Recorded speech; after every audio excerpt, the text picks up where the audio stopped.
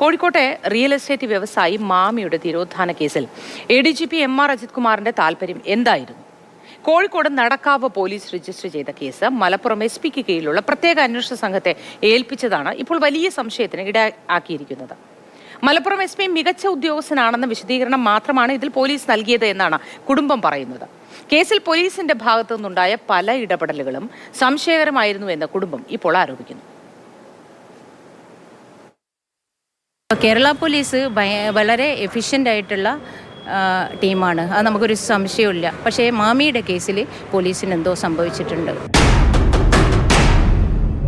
മാമി തിരോധാന കേസിൽ എന്താണ് സംഭവിച്ചത്?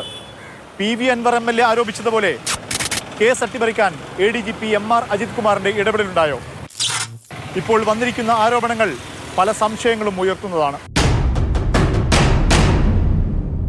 2023 ഓഗസ്റ്റ് 21 വൈകിട്ട് 6:30യോടെയാണ് കോഴിക്കോട്ടെ റിയൽ എസ്റ്റേറ്റ് വ്യാപാരി മുഹമ്മദ് ആട്ടൂർ എന്ന മാമിയെ അരയിടത്ത് ഭാഗത്ത് വെച്ച് കാണാതായത്. മാമി അവസാനമെത്തിയ മൊബൈൽ ടവർ ലൊക്കേഷൻ പോലീസിന് ലഭിച്ചു. കേസുമായി ബന്ധപ്പെട്ട ചിലരെ സംശയിക്കുന്നതായി ബന്ധുക്കൾ പോലീസിന് വിവരം നൽകുകയും ചെയ്തു. പക്ഷേ ആ വഴിക്കൊന്നും അന്വേഷണം പോയില്ല. ഈ തലക്കുളത്തൂര് ഈ ഒരു വീട് ലൊക്കേറ്റ് ചെയ്തുകൊണ്ട് മാമി അവിടെ ഉണ്ടായിരുന്നു എന്നുള്ളൊരു അറിയിപ്പ് അല്ലെങ്കിൽ ഒരു ടവർ ഡംപ് നോക്കിയിട്ടാവാം അങ്ങനെ ഒരു ഇൻഫർമേഷൻ നമുക്ക് നേരത്തെ തന്നിരുന്നു. 11 മാസം കഴിഞ്ഞിട്ടും അതിൻ്റെ അപ്ഡേറ്റ്സ് എന്താണ്, അതിൽ ആരൊക്കെയായിരുന്നു വന്നു പോയത്, എന്താണ് മാമിക്ക് സംഭവിച്ചത്, കൂടെ ആരൊക്കെ ഉണ്ടായിരുന്നു, അവരെയൊക്കെ വിളിക്കുകയും കൃത്യമായ അന്വേഷണം നടത്താനും പോലീസിന് കഴിയുമായിരുന്നു.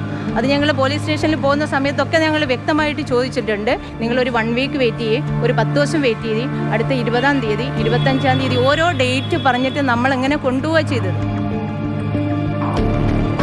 കേസ് ആദ്യം അന്വേഷിച്ച നടക്കാവ് പോലീസിലെ ഉദ്യോഗസ്ഥരുടെ ഇടപെടലിൽ തന്നെ കുടുംബത്തിന് അതൃപ്തിയുണ്ടായിരുന്നു. പിന്നീട് കേസ് സിറ്റി പോലീസ് കമ്മീഷണറുടെ മേൽനോട്ടത്തിൽ വന്നെങ്കിലും കാര്യമായ പുരോഗതി ഉണ്ടായില്ല. കുടുംബത്തിന്റെ ആവശ്യപ്രകാരം കേസ് ക്രൈംബ്രാഞ്ചിന് വിടുമെന്ന ഘട്ടമെത്തിയപ്പോഴാണ് ADGP MR അജിത് കുമാറിന്റെ ഇടപെടലുണ്ടായത്. കോഴിക്കോട് നഗരത്തിൽ നടന്ന കേസ് പിന്നെ മലപ്പുറം SP-ക്ക് കൈമാറിക്കൊണ്ട് തീരുമാനമുണ്ടായി. ഇതോടെ കേസ് അട്ടിമറി നീക്കം വേഗത്തിലായെന്ന് ബന്ധുക്കൾ സംശയിക്കുന്നു. നഗരമധ്യത്തുനിന്ന് ഒരു വ്യക്തിയെ ഒരു സന്ധ്യാസമയത്ത് കാണാതായിട്ട് അടുത്ത 24 മണിക്കൂർ തലക്കുളത്തൂർ ഉണ്ടായിരുന്നു എന്നും പറഞ്ഞ ഒരു വ്യക്തിനെ അടുത്ത ദിവസം തന്നെ പിടിക്കാൻ പറ്റുന്നതാ മനസ്സിലാക്കും. നമ്മളെ സാധാ ബുദ്ധിയിൽ ആലോചിക്കുകയാണെങ്കിൽ നമുക്ക് അങ്ങനെയാണ് തോന്നുന്നത് ശരിക്കും.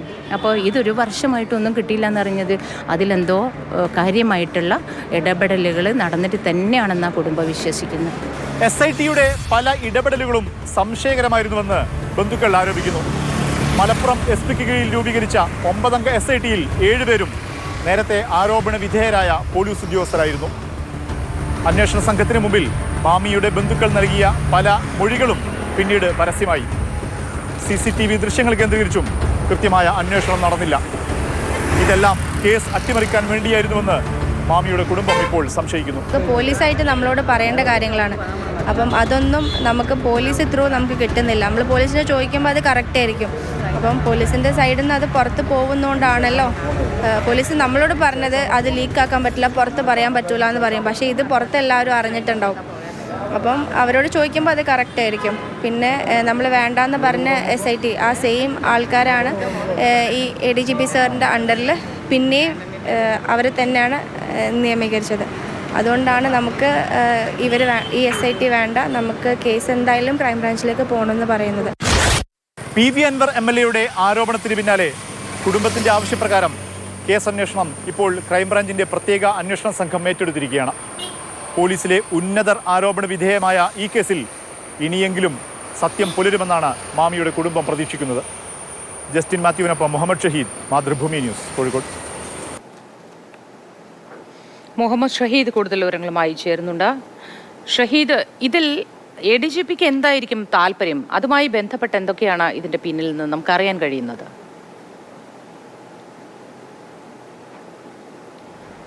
മോത്തി, ഈ സംഭവത്തിന് ശേഷം ഈ കേസിൻ്റെ തുടക്കഘട്ടം മുതൽ തന്നെ ബന്ധുക്കൾക്ക് ഇതിൻ്റെ അന്വേഷണവുമായി ബന്ധപ്പെട്ട പല സംശയങ്ങളും ഉണ്ടായിരുന്നു. പോലീസിൻ്റെ ഇടപെടലിൽ അവർക്ക് പല പരാതികളും ഉണ്ടായിരുന്നു. അങ്ങനെയാണ് അവർ ക്രൈംബ്രാഞ്ച് അന്വേഷണത്തിന് ആവശ്യപ്പെടുന്നത്. ക്രൈംബ്രാഞ്ച് അന്വേഷണം അത് പോലീസിന് പരാതി നൽകുന്നു, മുഖ്യമന്ത്രിക്ക് പരാതി നൽകുന്നു. ആ ക്രൈംബ്രാഞ്ച് അന്വേഷണം നടക്കും എന്നുള്ളൊരു ഘട്ടം എത്തിയപ്പോഴാണ് ADGP MR അജിത് കുമാറിൻ്റെ ഇടപെടൽ ഉണ്ടാകുന്നത് എന്നുള്ളതാണ് ഏറ്റവും പ്രധാനപ്പെട്ട കാര്യം. അദ്ദേഹം ഇടപെട്ടാണ് അത് പിന്നീട് മലപ്പുറം SP-ക്ക് അതിൻ്റെ അന്വേഷണ ചുമതല നൽകുന്നത്. അതും വളരെ കൗതുകപരമുള്ള കാര്യമാണ്. കോഴിക്കോട് നഗരത്തിൽ നടന്ന ഒരു സംഭവം, ഒരു FIR, നടക്കാവ് പോലീസ് സ്റ്റേഷനിൽ FIR ഇട്ടിട്ടുള്ള ഒരു കേസ്, അതിൻ്റെ അന്വേഷണം മലപ്പുറം SP-ക്ക് കൈമാറുന്നത് എന്തിന് എന്നുള്ളൊരു ചോദ്യം ആ ഘട്ടത്തിൽ തന്നെ ഉയർന്നിരുന്നു. ബന്ധുക്കളുടെ കാര്യം അന്വേഷിച്ച സമയത്ത് മലപ്പുറം SP വളരെ മിടുക്കനായ ഉദ്യോഗസ്ഥനാണ്, അദ്ദേഹത്തിന് കീഴിൽ അന്വേഷിച്ചു കഴിഞ്ഞാൽ കേസ് എളുപ്പത്തിൽ തെളിയും എന്നുള്ളൊരു വിശദീകരണം മാത്രമാണ് പോലീസിൻ്റെ ഭാഗത്തു നിന്നും ബന്ധുക്കൾക്ക് ലഭിച്ചത് എന്നുള്ളതാണ്. ബന്ധുക്കൾക്ക് ആ കാര്യത്തിലൊക്കെ ആ സമയത്ത് തന്നെ സംശയമുണ്ടായിരുന്നു.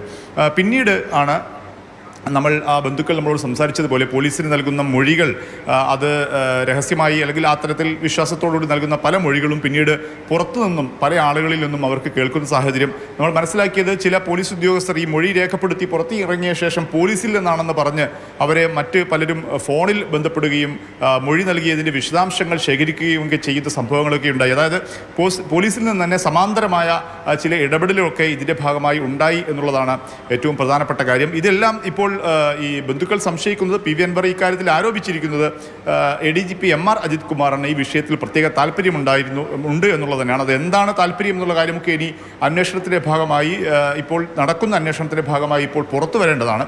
അതായത് ഒന്നുകിൽ ഈ രണ്ട് രീതിയിലാണ് ഇതിൽ താല്പര്യമുണ്ടാകും. ഒന്നുകിൽ ഈ സംഭവവുമായി ബന്ധപ്പെട്ട് തന്നെ പോലീസിൻ്റെ ഈ അജിത് കുമാർ ഉൾപ്പെടെയുള്ളവർക്ക് ബന്ധമുണ്ടാകും, അല്ലെങ്കിൽ ഈ കേസിലെ പ്രതികളെ രക്ഷപ്പെടുത്താൻ വേണ്ടിയുള്ള ചില ഇടപെടലുകൾ അല്ലെങ്കിൽ അത്തരം ചില താല്പര്യങ്ങൾ ഇതിൽ പിന്നിൽ പ്രവർത്തിച്ചിട്ടുണ്ടാകും. എന്തായാലും ഇക്കാര്യം അന്വേഷണത്തിൽ വ്യക്തമാകേണ്ടതാണ്. പക്ഷേ ബന്ധുക്കൾ ഇപ്പോൾ കാര്യമായി സംശയിക്കുന്നത് ഇത്തരം ഇടപെടലുകളെല്ലാം തന്നെ കേസ് അട്ടിമറിക്കുന്നതിൻ്റെ ഭാഗമായിട്ട് ആണ് എന്നുള്ളതാണ്. അതിൽ വരെ ചൂണ്ടിക്കാണിച്ചതുപോലെ തന്നെ ഏറ്റവും പ്രധാനപ്പെട്ട കാര്യം, ഈ മാമി മുഹമ്മദ് ആട്ടൂർ എന്ന വ്യവസായി കാണാതായ ശേഷം അവസാനമായി അദ്ദേഹത്തിൻ്റെ ടവർ മൊബൈൽ ഫോൺ ലൊക്കേറ്റ് ചെയ്തത് കോഴിക്കോടിനടുത്തുള്ള പ്രദേശമാണ്, ചെറുകുളം എന്നുള്ള പ്രദേശമാണ്. അവിടെ തലക്കളത്തൂർ എന്നുള്ള പ്രദേശമാണ്. അവിടെ ഒരു വീട്ടിൽ അദ്ദേഹം ഉണ്ടായിരുന്നു എന്ന് വ്യക്തമായിരുന്നു. പക്ഷേ ആ വീട് കേന്ദ്രീകരിച്ച് ഈ ബന്ധുക്കൾ സംശയിച്ച ചില ആളുകളെ കേന്ദ്രീകരിച്ച് പിന്നീട് അന്വേഷണം ഒന്നും നടന്നില്ല എന്നുള്ളതാണ് ബന്ധുക്കൾ പ്രധാനമായും ആരോപിക്കുന്നത്.